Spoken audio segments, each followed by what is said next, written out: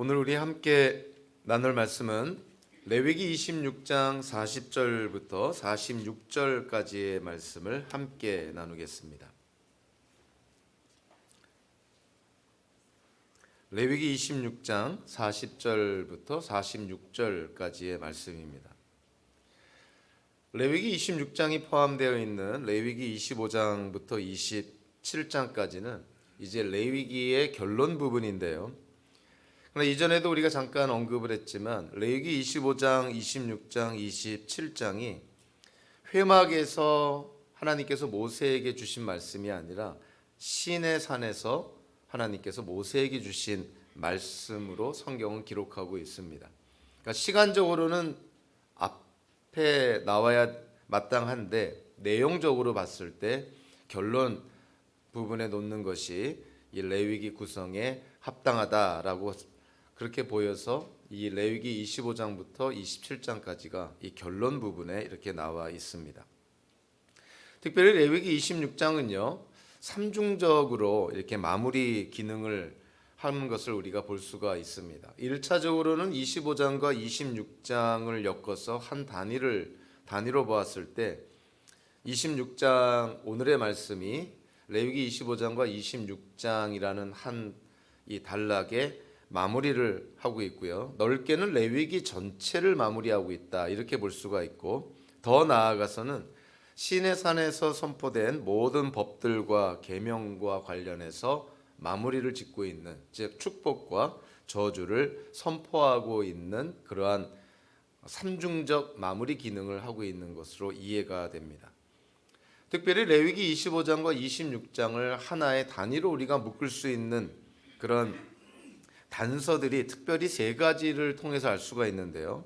첫째는 레위기 25장에서 안식년과 희년법과 관련해서 땅에 대한 갖가지 하나님의 그런 약속, 하나님의 축복이 언급이 되어 있습니다.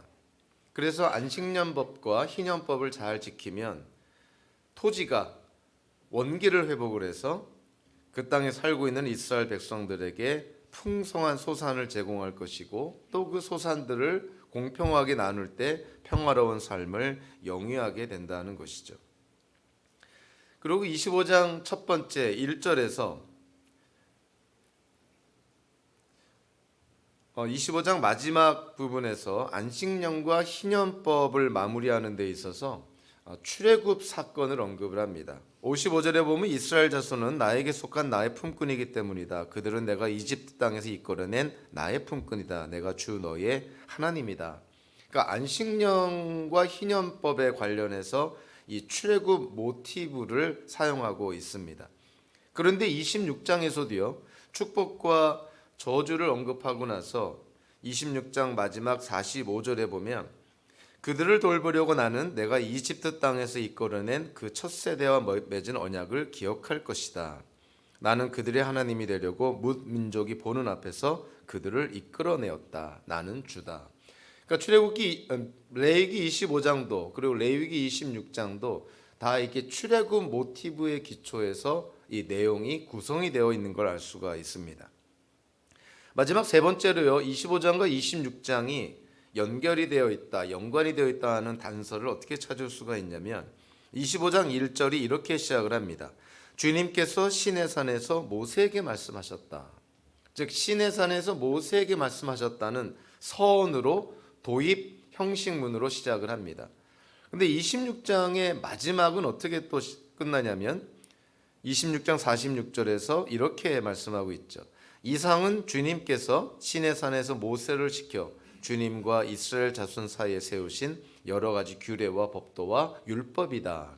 그러니까 25장의 시작이 하나님께서 모세에게 시내산에서 말씀하셨다는 것으로 시작을 해서 26장 끝이 하나님께서 모세에게 시내산에서 말씀하셨다는 것으로 끝납니다.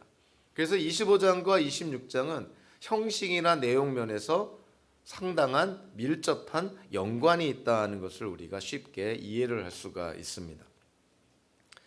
26장의 내용이 순종의 축복 그리고 불순종의 저주라고 우리가 쉽게 이해를 했는데요. 이제 오늘 본문은 순종의 축복과 불순종의 저주에 이어서 하나님께서 선포하시는 약속과 회복의 내용을 다룹니다. 그래서 저와 여러분들이 오늘의 말씀을 통해서 우리에게 회복을 약속하시는 하나님께 초점을 맞추는 귀한 시간이 되기를 바랍니다. 우리 40절부터 46절까지 우리 한 목소리로 같이 읽겠습니다. 그러나 그들이 자기들이 지은 죄와 조상들이 지은 죄, 곧 그들이 나를 배신하고 나에게 반항한 허물을 고백하면 또 그들이 나를 거슬렀으므로 내가 그들을 거스르지 않을 수 없었다는 것과 그래서 내가 그들을 원수가 사는 땅으로 보냈다는 것을 깨닫고 할례받지 못한 그들의 마음이 겸손해져서 자기들이 지은 죄로 벌을 기꺼이 받으면 나는 야곱과 맺은 언약과 이삭과 맺은 언약과 아브라함과 맺은 언약을 기억하고 또 그 땅도 기억하겠다. 그들에게 버림받은 그 땅은 오히려 그들이 없는 동안 폐허로 있으면서 안식을 누릴 것이다. 그 기간에 그들은 내가 명한 법도를 거역한 죄값과 내가 세운 규례를 지키지 않은 죄값을 치를 것이다. 비록 그들이 죄값을 치르고 있더라도 그들이 원수의 땅에 잡혀가 있는 동안에 나는 절대로 그들을 버리지 않겠다. 미워하지도 않고 멸망시키지도 않겠다. 그래서 그들과 세운 나의 언약을 깨뜨리지 않겠다. 내가 주 그들의 하나님이기 때문이다.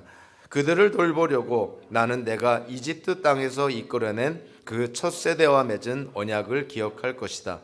나는 그들의 하나님이 되려고 뭇 민족이 보는 앞에서 그들을 이끌어내었다. 나는 주다. 이상은 주님께서 시내산에서 모세를 시켜 주님과 이스라엘 자손 사이에 세우신 여러 가지 규례와 법도와 율법이다. 아멘. 기도하겠습니다. 하나님, 실질적으로 오늘의 말씀을 통해서 레위기 전체의 말씀을 마무리합니다. 오늘의 말씀을 통해서 우리의 시선과 초점이 우리를 회복시키시기를 원하시는 하나님의 은혜에 우리의 초점을 맞추는 귀한 시간 되게 하여 주시옵소서. 예수님의 이름으로 기도하옵나이다. 아멘. 성경을 읽다 보면 그러나라는 이런 반대 접속사를 통해서 앞에 있는 내용과 뒤따라오는 내용이 전혀 다른 그런 어떤 내용을 담고 있는 것을 우리가 깨닫게 되는데요. 앞에 있는 내용이 하나님의 징계와 하나님의 경고와 또 죄에 대한 하나님의 어떤 저주들이 이렇게 담겨져 있다면 그러나라는 접속사를 통해서 그렇지만 하나님께서 우리에게 그와 같은 것을 피할 길을 내어주시고 또 그와 같은 것을 피했을 때 하나님께서 우리에게 어떠한 축복을 약속해 주시는지에 대해서 언급하는 그러한 내용들을 만나게 됩니다. 그래서 제가 이 그러나라는 이 접속사가 가져다 준 은혜를 성경을 읽다가 많이 깨닫게 되는데요. 특별히 신약 성경에서 세 군데에서 이 그러나라는 접속사가 가져다 준 은혜를 한번 찾아봤습니다. 첫째로 로마서 3장을 통해서 우리가 알 수 있는데요. 로마서 3장 9절부터 20절까지는 사도 바울이 로마에 있는 기독교인들에게 한마디로 뭐라고 말하고 있냐면 유대인이나 이방인이나 다 하나님 앞에 죄인이다. 하나님 앞에 의인이 없다. 즉 죄인이기 때문에 죄의 삭시 사망이니 모든 사람이 죽을 수밖에 없다는 것이죠. 그거는 율법을 가지고 있는 유대인이나 율법을 모르는 이방인이나 다 마찬가지라는 거예요. 모든 사람이 태어날 때 죄인으로 태어났으니 그 상태로 죽는다면 하나님께로부터 영원한 사망의 그런 징계를 받을 수밖에 없다는 것이죠. 그런 로마서 3장 9절부터 20절까지의 그 암울한 내용을 사도 바울이 언급하고 나서 로마서 3장 21절이 시작이 됩니다. 그 로마서 3장 21절이 어떻게 시작이 되냐면 그러나 이제는 이렇게 시작을 합니다. 죽을 수밖에 없는 우리, 죽음을 피할 수 없는 우리의 운명, 태어날 때부터 죄인으로 태어났으니 죄를 이겨낼 수 없는 그러한 연약하고 나약한 유한한 우리의 존재. 로마서 3장 21절이 우리에게 하나님의 은혜를 가리킵니다. 그러나 이제는 상황이 바뀌었다는 것이죠. 로마서 3장 21절과 22절이 이렇게 말합니다. 그러나 이제는 율법과는 상관없이 하나님의 의가 나타났습니다. 그것은 율법과 예언자들이 증언한 것입니다. 그런데 하나님의 의는 예수 그리스도를 믿는 믿음을 통하여 오는 것인데 모든 믿는 사람에게 미칩니다. 거기에는 아무 차별이 없습니다. 예수 그리스도를 믿는 자들에게 하나님의 의가 주어지고 그 하나님의 의 때문에 우리가 하나님 앞에 의롭다 칭함을 받는다는 거예요. 태어날 때는 의인이 아니었지만 예수 그리스도를 믿음으로 말미암아 우리가 의롭다는 의인이라는 그런 칭의, 그러니까 칭의를 우리가 받아 누리게 된다는 것이죠. 또 바울 서신 에베소서에 보면요, 우리에게 너무나 잘 알려진 그런 본문이죠. 에베소 2장 1절 3절에 보면 여기도 아주 암울한 소식입니다. 에베소 2장이 이렇게 시작을 합니다. 여러분도 전에는 허물과 죄로 죽었던 사람들입니다. 날 때부터 진노의 자식이었습니다. 그러니까 하나님의 진노를 받을 수밖에 없는 사람들, 허물과 죄로 죽었던 죄인들이었다는 거예요. 암울한 그런 진리인 것이죠. 에베소 2장 4절이 이렇게 시작을 합니다. 그러나 하나님은, 이러한 우리의 절망적이고 암울한 그런 상황, 그러나 하나님은, 에베소 2장 4절 5절이 이렇게 시작을 하죠. 그러나 하나님은 자비가 넘치는 분이셔서 우리를 사랑하신 그 크신 사랑으로 말미암아 범죄로 죽은 우리를 그리스도와 함께 살려주셨습니다. 여러분은 은혜로 구원을 얻었습니다. 세 번째로 부활장으로 알려진 고린도전서 15장을 보니까요, 고린도전서 15장 12절부터 19절까지가 이렇게 나옵니다. 고린도 교회 안에 있는 사람들 가운데서는 이 부활을 인정하지 않는, 즉 부활을 부인하는 그러한 사람들이 있었어요. 그래서 사도 바울이 이렇게 말합니다. 어찌하여 여러분 가운데 더러는 죽은 사람의 부활이 없다고 말합니까? 그리스도께서 살아나지 않으셨다면 여러분의 믿음은 헛된 것이 되고 여러분은 아직도 죄 가운데 있을 것입니다. 그리고 그리스도 안에서 잠든 사람들도 멸망했을 것입니다. 그리스도 안에서 우리가 말하는 것이 이 세상에만 해당되는 것이라면 우리는 모든 사람 가운데서 가장 불쌍한 사람일 것입니다. 그리고 고린도전서 15장 20절이 시작이 됩니다.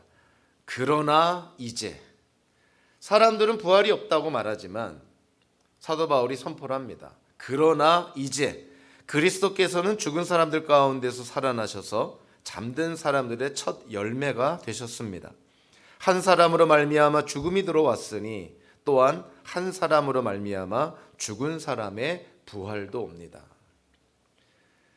사람들은 부활이 없다고 하지만 만약에 진짜 부활이 없다면 예수님도 부활하지 않았을 것이고, 예수님이 부활하지 않았다면 예수를 믿는 자들의 죄 문제도 해결되지 않았을 것이고, 예수를 믿는 자들이 의롭게 되지도 못했을 것이고, 예수를 믿고 죽은 자들이 예수님의 부활이 없다면 그들은 그냥 죽은 그 상태에서 멸망했을 것이고, 부활이 없는 예수 그리스도를 믿는 기독교인들이야말로 세상에서 가장 불쌍한 사람이 아니겠느냐.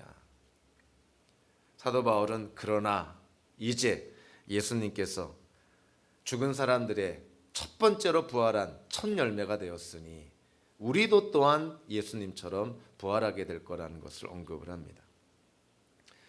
대표적으로 이렇게 세 군데에서 나타난 이 그러나라는 접속사가 주는 은혜가 어마어마한 것이죠. 단순히 그냥 하나의 문학적인 장치에 불과하지만 이 그러나가 앞에 나와 있는 내용과 뒤따라오는 내용에 얼마나 극명한 대조를 이루는지를 우리가 쉽게 깨닫게 됩니다. 우리의 인생에도 그러나가 있는 것이죠. 우리의 인생에 그러나가 없다면 저와 여러분들이 이 자리에 있을 수도 없을 것이고, 신앙인이, 기독교인이, 성도가 되지도 못했을 것이고, 그러나가 없다면 우리의 인생도 죽음 앞에 허약하고 나약하고 무기력한 존재였을 것입니다. 그러나 우리의 인생에 그러나가 있기 때문에, 즉 하나님께서 허락하시는 그러나, 반전의 은혜요, 역전의 은혜요, 뒤엎는 하나님의 은혜인 거예요. 어찌 보면 저와 여러분들의 인생은 예수 그리스도를 믿음으로 말미암아 반전을 이룬, 역전을 이룬 뒤엎어진 그러한 인생이 된 것이죠. 우리의 인생은 바로 이 하나님의 뒤엎는 은혜로 말미암아 이제는 죽음에서 생명으로, 그리고 절망에서 소망으로 전환된 인생을 우리는 살아가고 있습니다. 자, 오늘 본문에서 우리가 주목해야 될 부분은요, 하나님의 이런 뒤엎는 반전의 역전의 은혜를, 곧 우리를 회복시키는 하나님의 은혜를 누리기 위해서 하나님께서 제시하는 조건들에 우리가 주목할 필요가 있습니다. 42절 이후로부터 42절부터 45절까지 구체적으로 하나님께서 회복하시는 내용들을 쭉 언급을 합니다. 근데 40절과 41절에 보면 가정문이 들어가 있어요. 이렇게 한다면, 하나님께서 이스라엘 백성들에게 순종하면 축복하고 불순종하면 저주한다는 그 내용들을 다 아우르면서 다시 한번 40절과 41절에서 강조를 합니다. 너희들이 만약에 이렇게 한다면, 내가 제시하는 이 조건들을 다 충족한다면 42절 이후로부터 나오는 하나님의 회복하시는 은혜를 허락하겠다는 거예요. 그래서 40절과 41절을 가만히 들여다보면 하나님께서 제시하는 조건이 아주 단순 명료하게 표현하면 세 가지로 그렇게 정리가 됩니다. 첫째는 하나님께 지은 죄를 고백하는 거예요. 하나님께 지은 죄를 고백하지 않고 하나님의 은혜를 누릴 수 있는 방법은 없습니다. 죄를 고백하지 않고 죄의 용서를 받는다는 것 자체가 말이 안 되는 것이죠. 자기가 죄인임을 인정하지 않으면서 예수 그리스도를 믿는 것도 말이 안 되는 것이죠. 내가 죄인이고 하나님 앞에 죄를 지었다는 사실을 인정할 때 예수 그리스도를 통해서 죄사함과 구원과 영생을 누릴 수 있다는 그 하나님의 약속 때문에 우리가 예수님을 믿게 되는 것 아닙니까? 그래서 오늘 본문도 얘기를 합니다. 먼저 하나님 앞에 죄를 고백해라. 두 번째는요, 직접적인 표현은 없지만 그 죄를 고백하는 것으로 끝나는 것이 아니라 하나님 앞에 회개해야 된다는 것이에요. 마음의 할례를 받아야 되고 하나님 앞에 겸손해져야 된다.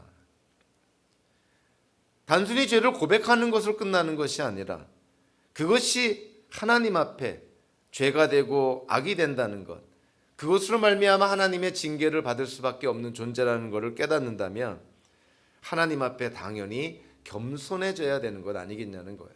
그래서 죄를 고백하고 하나님 앞에 자기의 죄에 대해서 회개를 하고, 또 하나 우리 현대인들이 놓치기 쉬운 것은요, 41절 후반부에 보면 자기들이 지은 죄로 벌을 기꺼이 받으면, 하나님께 고백했다고, 하나님께 회개했다고 우리가 지은 죄에 대한 징계가 없다고 얘기하는 거 굉장히 위험한 것입니다.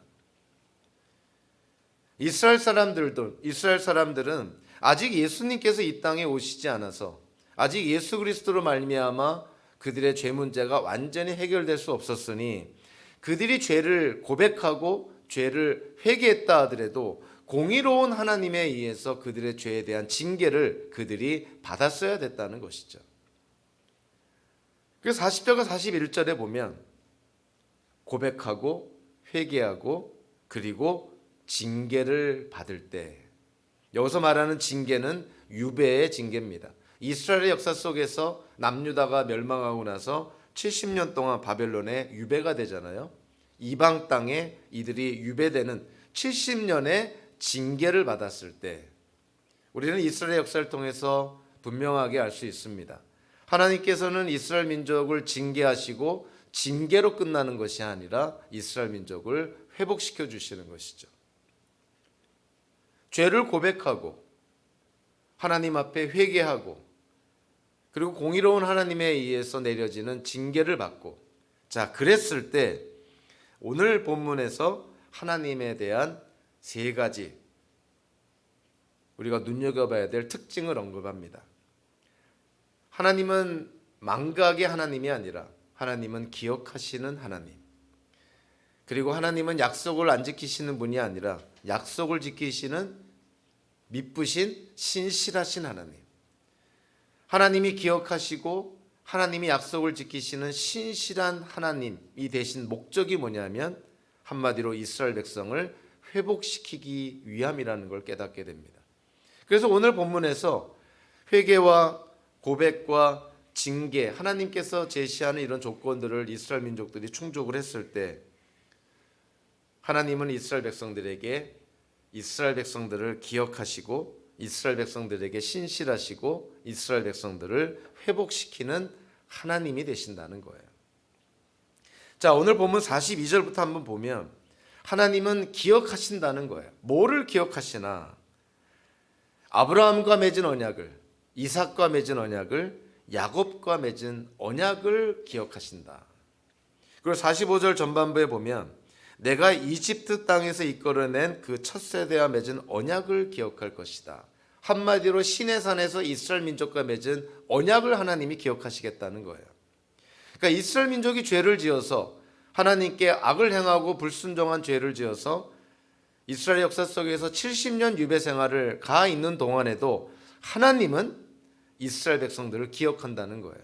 근데 그 기억하는 통로가 뭐였냐면 하나님이 아브라함과 이삭과 야곱과 맺은 언약, 하나님이 출애굽 첫 세대와 맺은 그 언약을 기억하신다는 거예요. 하나님은 약속을 하시고 잊어버리시는 분이 아니라 우리처럼 하나님의 은혜를 경험했다가 시간이 지나면서 망각의 죄를 짓는 잊어버리는 그런 죄성을 가진 하나님이 아니라 하나님은 한 번 맺은 약속, 한 번 맺은 언약을 항상 기억하신다는 것이죠. 특별히 구약 성경에서 하나님이 기억하신다는 것은 한마디로 어떠한 표현이냐면 하나님이 일하시겠다는 표현이에요. 그냥 기억만 하고 그걸로 끝이 아니라 하나님이 기억하신다는 것은 그 기억의 내용에 따라서 하나님이 역사하고 사역하신다는 것이죠. 언약을 기억한다고 했을 때 항상 주체는 하나님이 주어가 됩니다.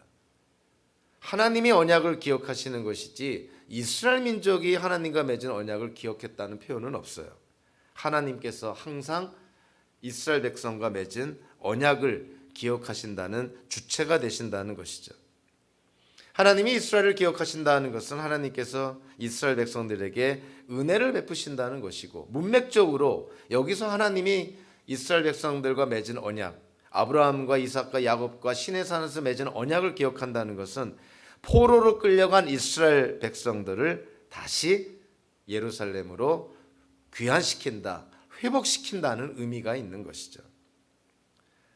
오늘 우리가 성찬식을 거행을 했고 저와 여러분들이 성찬식에 함께 참석을 했지만 신약에서는요, 하나님의 구원 사역을 바로 이 성찬식을 통해서 우리가 기억을 하고 기념을 합니다. 그래서 누가복음서 22장 19절에서 예수님께서 이렇게 말씀하시죠. 예수께서는 또 빵을 들어서 감사를 드리신 다음에 떼어서 그들에게 주시고 말씀하셨다. 이것은 너희를 위하여 주는 내 몸이다. 이것을 행하여 나를 기억하여라. 성찬식을 우리가 하는 이유 중에 하나가 예수님의 죽음을 기억하는 것이죠. 예수님 때문에 우리가 구원받았음을 기억하는 것이죠. 그뿐만이 아니라 그냥 과거 지향적으로 성찬식을 우리가 바라보는 것이 아니라 이제는 예수님께서 다시 오실 그날을 소망 가운데 바라보는 미래지향적인 측면도 있는 거예요. 그래서 성찬식은 우리가 슬퍼하며 눈물을 흘리며 애통해야 하는 부분만 있는 것이 아닙니다. 성찬식을 통해서 예수님의 십자가의 죽음을 기억을 하면서, 그렇지만 예수님께서 이 땅에 다시 오실 날을 확신에 찬 소망 가운데 바라보는 기쁨과 환희의 시간이기도 한 것이죠. 우리가 믿는 하나님은 잊어버리는 하나님이 아니라 기억하시는 하나님이시다. 그래서 어떤 분이 그런 얘기를 합니다. 세상에서 가장 총기 있는 사람은 다른 사람이 아니라 하나님을 기억하는 사람이요, 하나님의 말씀을 기억하는 사람이다. 학교 생활을 잘하려도 기억력이 필요하듯이 신앙생활에도 기억력이 필요한데, 우리가 성도로서 신앙생활을 잘하려면 이 땅을 살아갈 때 성도로서 우리가 충만한 그러한 삶을 살기 위해서는 영적인 기억력이 필요하다고 강조를 합니다. 그러니까 저와 여러분들에게 해당되는 말이죠. 우리가 이 땅을 살아갈 때 기억해야 될 것이 많지만 우리가 기억해야 될 대상이 과연 누구인가? 우리를 창조하시고 우리를 구원하신 하나님을 기억해야 되는 것이죠. 그리고 이 땅을 우리가 어떻게 살아야 될지 우리에게 인생의 매뉴얼로 허락하신 하나님의 선물이자 특별 계신 성경의 말씀을 우리가 기억을 해야 되는 것이죠. 하나님은 기억하시는 하나님이실 뿐만이 아니라 또한 하나님은 약속을 지키시는 언약의 하나님, 곧 신실하신 하나님이심을 우리에게 말씀해 줍니다. 하나님이 아브라함과 맺은 언약, 이삭과 맺은 언약, 야곱과 맺은 언약, 시내산에서 이스라엘과 맺은 언약을 기억한다는 것은 그 언약을 지키겠다는 하나님의 의지가 담겨져 있는 거예요. 그래서 언약의 하나님이라는 뜻은 하나님이 약속을 지키시는 미쁘신 하나님, 신실하신 하나님, faithful한 하나님이시다는 것을 우리에게 강조합니다. 특별히 오늘 본문에서 우리가 눈여겨봐야 될 점은요, 배은망덕한 이스라엘 백성과 신실하신 하나님과의 극명한 대조예요. 첫째로 43절을 통해서 43절 후반부에 이렇게 말씀하고 있죠. 그 기간에 그들은 내가 명한 법도를 거역한 죄값과 내가 세운 규례를 지키지 않은 죄값을 치를 것이다. 이스라엘 백성이 하나님께 저지른 그 죄, 그들은 불순종의 죄를 지었죠. 하나님의 뜻을 거역하는 불순종의 죄를 짓습니다. 그러한 이스라엘 백성을 향하여서 44절 전반부에 이렇게 말합니다. 비록 그들이 죄값을 치르고 있더라도 그들이 원수의 땅에 잡혀가 있는 동안에 나는 절대로 그들을 버리지 않겠다. 미워하지도 않고 멸망시키지도 않겠다. 이스라엘 민족은 하나님께 불순종의 죄를, 하나님을 거역하는, 하나님을 거스르는 죄를 지었지만 그와는 대조적으로 하나님께서는 신실하게 이스라엘 백성을 버리지 않고 멸망시키지 않고 지켜주시겠다는 거예요. 인간을 지은 하나님을 부인하고 심지어는 하나님을 잊어버립니다. 그러나 하나님은 결코 잊어버리지 않는 것이죠. 하나님은 기억하시는 하나님, 그래서 하나님은 우리 사람과는 차원이 다른 신실하신 하나님이신 것이죠. 그리고 앞에 본문 14절과 15절을 통해서 보면 그러나 너희가 내가 하는 말을 듣지 않고 이 모든 명령을 지키지 않거나 내가 정해준 규례를 지키지 않고 내가 세워준 법도를 싫어하여 나의 모든 계명을 그대로 실천하지 않고 내가 세운 언약을 어기면, 결론적으로는 이스라엘 민족이 하나님과 맺은 언약을 어깁니다. 이스라엘 백성은 하나님과 맺은 언약을 어겼지만 하나님은 어떤 하나님으로 우리에게 말씀하고 있냐면 44절의 후반부에 보니까 그래서 그들과 세운 나의 언약을 깨뜨리지 않겠다. 내가 주 그들의 하나님이기 때문이다. 하나님이 이스라엘 백성들의 언약의 하나님이시기 때문에 비록 이스라엘 백성들은 불순종하고 거스르는 거역하는 죄로 말미암아 하나님과 맺은 언약을 깼지만 하나님께서는 그들과 맺은 언약을 깨지 않겠다는 거예요. 물론 40절과 41절에서 하나님이 제시하는 전제 조건이 있죠. 그들이 죄를 고백하고 하나님 앞에 회개하고 하나님께서 내리시는 공의로운 징계를 받는다면 하나님께서는 그들과 맺은 언약을 깨지 않겠다. 우리가 믿는 하나님은 약속을 잊어버리고 우리가 겪는 어려움과 어떤 고난 가운데 있는 우리를 나몰라라 하는 하나님이 아니라 지금도 우리를 지켜봐 주시고 우리와 맺은 약속을 끝내 지키시는 신실하신 하나님이심을 말씀해 줍니다. 우리에게 너무나 잘 알려진 말씀이죠. 요한일서 1장 9절에 보면 하나님의 대표적인 특성으로 이렇게 말합니다. 우리가 우리 죄를 자백하면 하나님은 신실하시고 의로우신 분이셔서 우리 죄를 용서하시고 모든 불의에서 우리를 깨끗하게 해주실 것입니다. 오늘 본문하고도 일맥상통이 있습니다. 이스라엘 백성들이 죄를 고백하고 회개한다면 하나님은 신실하신 분이셔서 이스라엘 백성과 맺은 언약을 깨지 않겠다는 거예요. 그 언약을 이어가겠다라는 말씀입니다.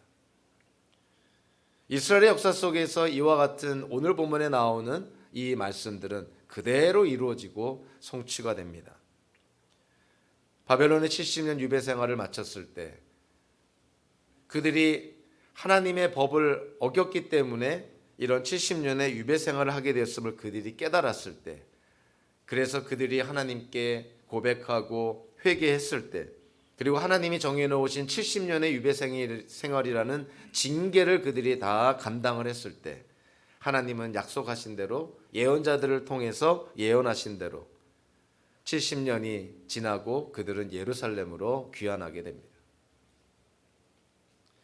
오늘 본문에서 우리가 믿는 하나님은 우리를 기억하시는 하나님이시고 우리에게 하신 약속을 지키시는 신실하신 하나님이실 뿐만이 아니라 궁극적으로 우리를 회복시키는 하나님이심을 말씀해 줍니다.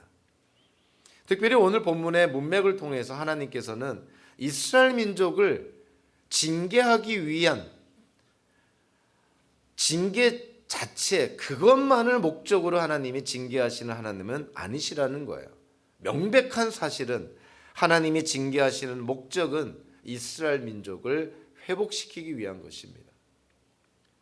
저와 여러분들도 기독교인으로 신앙인으로 하나님의 자녀로 이 땅을 살아갈 때 이런저런 모양으로 하나님의 징계를 받을 때가 있습니다. 히브리서 저자는 그렇게 얘기를 하죠. 우리가 하나님의 징계를 받는다는 것은 우리가 하나님의 자녀라는 증거라고 그렇게 선포를 합니다. 하나님께서 우리의 아버지가 되시기 때문에 우리가 하나님께, 아버지 되신 하나님께 죄를 짓거나 불순종하거나 거역을 했을 때 하나님의 징계, 즉 사랑의 매와 같은 하나님의 징계가 있다는 거예요. 근데 그 징계는 징계를 위한 징계가 아니라 회복을 위한 징계라는 것이죠. 그래서 오늘 본문을 통해서도 보면 하나님께서 회복시키는 대상이 1차적으로는 이스라엘 백성 한 사람 한 사람을 거룩한 사람으로 회복시키겠다는 거예요.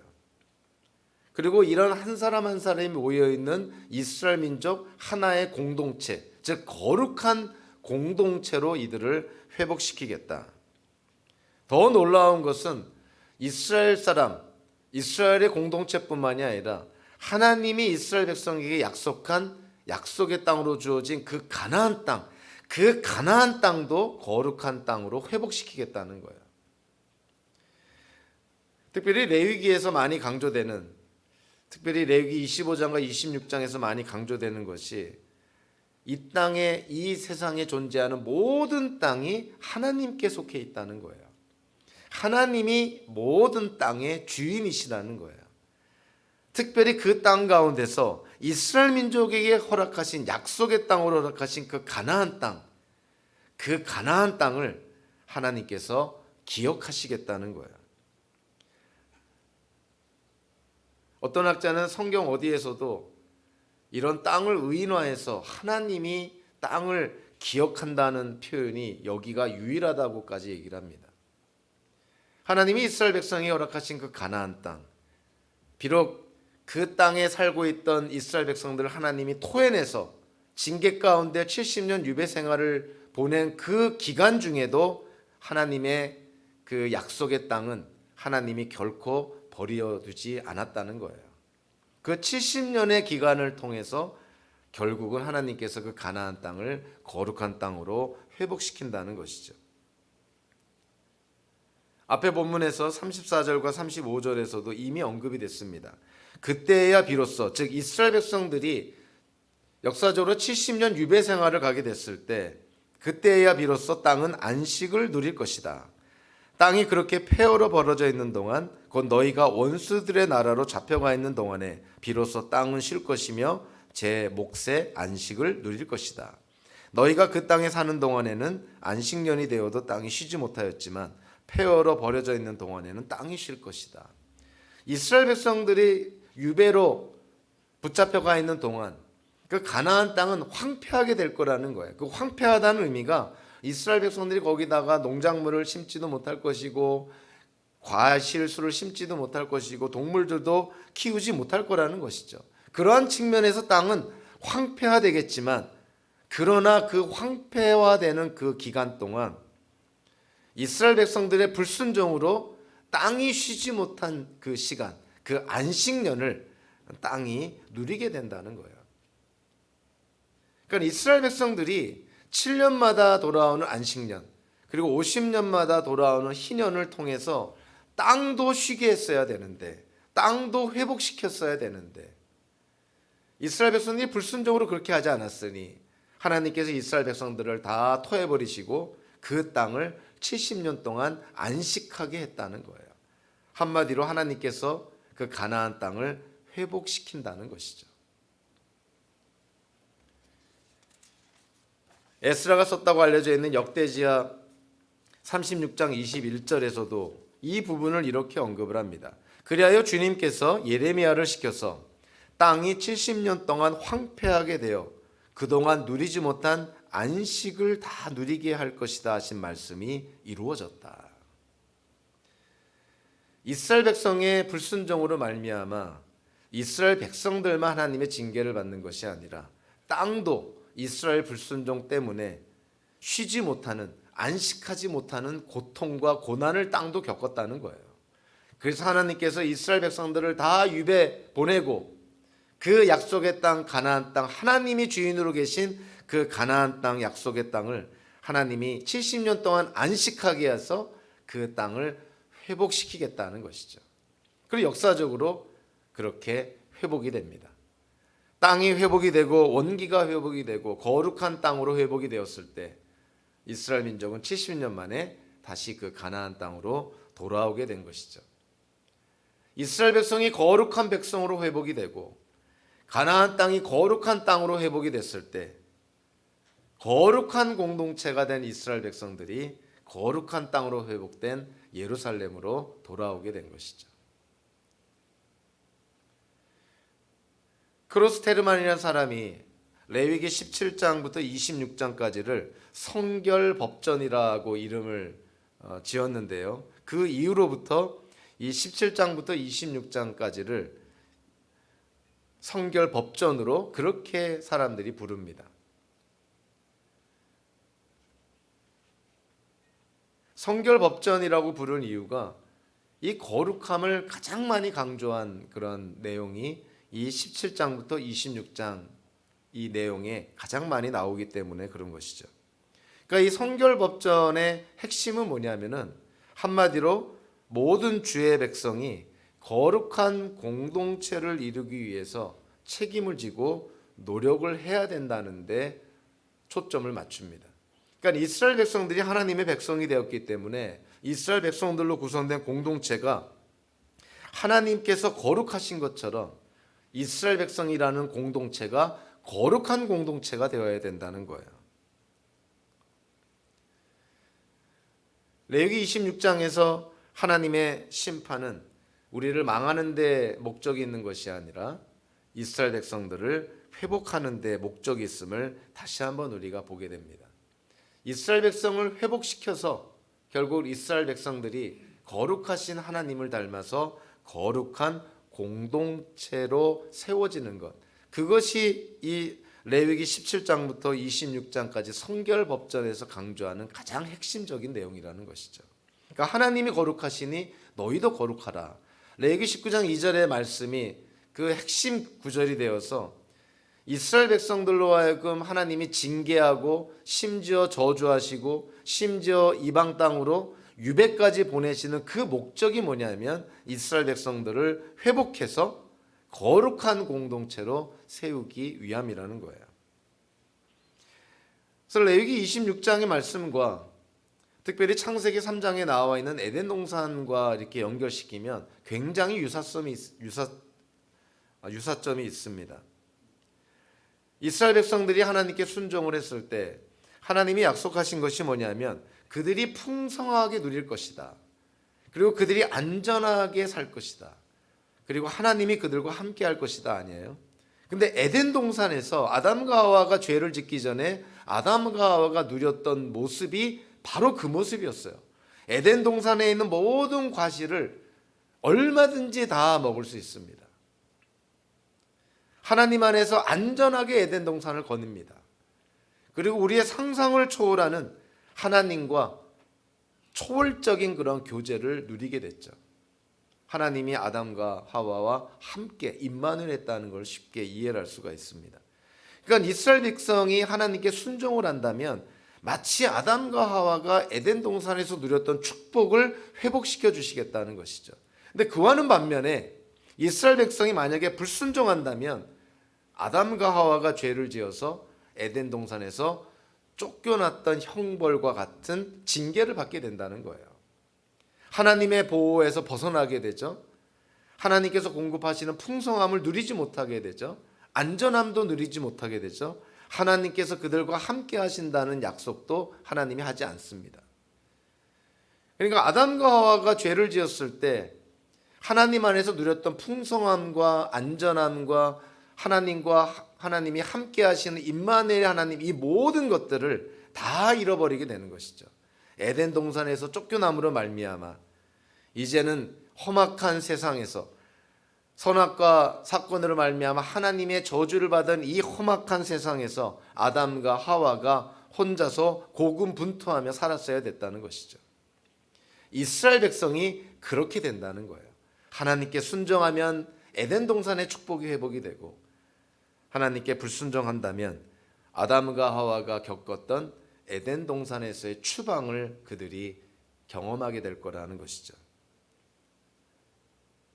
이러한 이스라엘 백성들에 대한 하나님의 이러한 경고, 하나님의 이러한 이스라엘 백성들을 향해서 그들을 심판하고 경고하고 저주하시겠다는 그런 하나님의 말씀, 현대를 사는 우리 기독교인들에게는 과연 어떠한 의미가 있을까?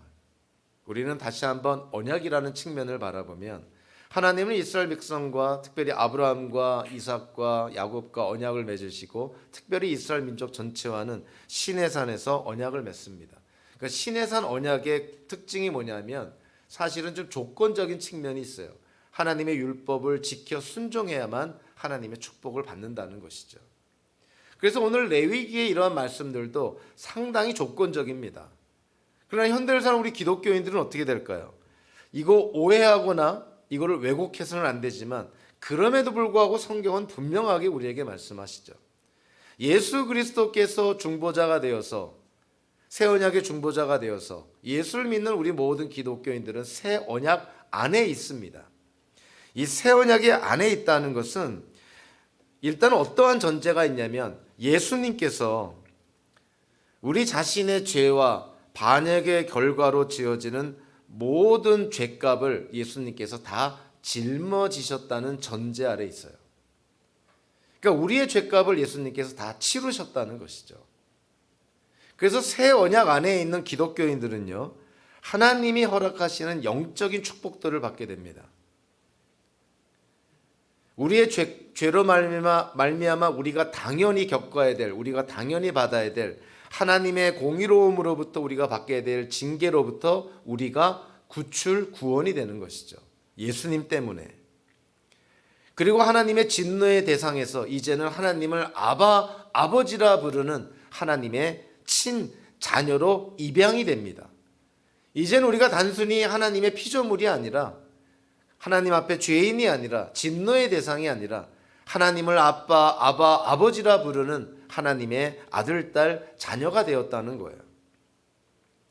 그리고 또 하나 하나님의 그 죄 사함과 구원과 영생, 우리가 하나님의 자녀가 되었다는, 하나님께로부터 하나님께 입양이 되었다는, 우리가 하나님의 양자가 되었다는 이거를 확신시켜주는 성령의 인침을 받게 되죠.